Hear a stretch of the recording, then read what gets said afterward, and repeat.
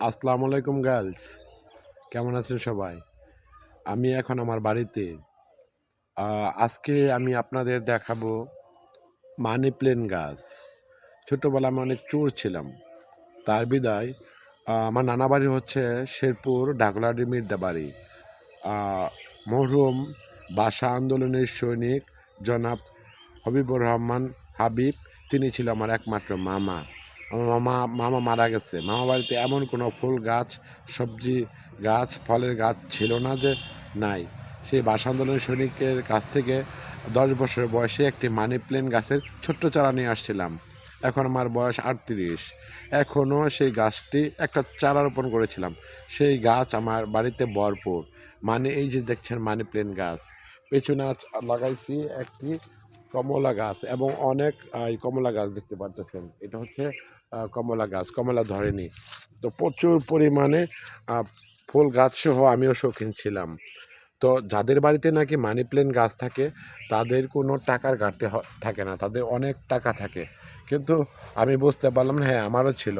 আমার মা মারা গেছে, আমার মা সরকারি চাকরি করতো। মা মারা গেছে 7 বছর।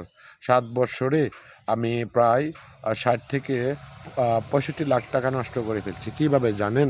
নষ্ট হয়েছে মা মারা যাওয়ার পরে আমার মনে কোনো শান্তিই ছিল না। আমি শুধু পাগলের মতো পাহাড় পর্বত নদী নালা, আমি বাইকার ছিলাম, আমার লাইফে অনেকগুলি বাইক নষ্ট করছি, ভেঙে ফেলছি। তো অনেক কিছুই নষ্ট করছি। তো আমি বাইকার থেকে আমি একা বাইক ড্রাইভ করে সিলেট চলে যেতাম, ঢাকা চলে যেতাম, বগুড়া, চিলমারি, কর্তিমারি, রাজীবপুর, রৌমারি, বিভিন্ন জায়গায় ঘুরে বেড়াইছি। 7 বছরে আমার পর্যাপ্ত টাকা নষ্ট হয়েছে। কিন্তু ফেসবুক ফ্রেন্ডদের উদ্দেশ্যে বলতে চাই, ফেসবুকে যে এত সুযোগ সুবিধা দিয়েছে, তখন শুধু আমি প্রাকৃতিক দৃশ্য, পাহাড় পর্বত নদী নালা এগুলো ঘুরে বেরিয়েছি এবং নিজের মনোরঞ্জনের জন্য, নিজের মনকে শান্তির জন্য ঘুরে বেরিয়েছি। আর নিজের চোখে সেই প্রাকৃতিক দৃশ্যগুলি ফ্রেম বন্ধ করেছি, ক্যামেরাতে ফ্রেম বন্ধ করিনি। এখনও যেহেতু ফেসবুকে অনেক সুযোগ সুবিধা দিয়েছে এবং আমার পেশা সাংবাদিকতা। তো আমি আমার বাড়িতে এখনও পর্যন্ত মানি প্ল্যান্ট গাছ অবশিষ্ট আছে। এই গাছ কখনোই বিলুপ্তির পথে নয়। বর্ষা আসলেই সে আবার নতুন করে সবুজে সবুজ অরণ্যে ঢেকে ফেলে নিজেকে, আমার বাড়িকে সসজ্জিত করে। আমি সেই মানি প্ল্যান্ট গাছের সেলফি নিলাম, একটা ভিডিও নিলাম। সবাই লাইক কমেন্ট এবং শেয়ার বেশি বেশি দেবেন ইনশাল্লাহ। যাদের বাড়িতে মানি প্ল্যান্ট গাছ থাকে তাদের প্রচুর টাকা থাকে।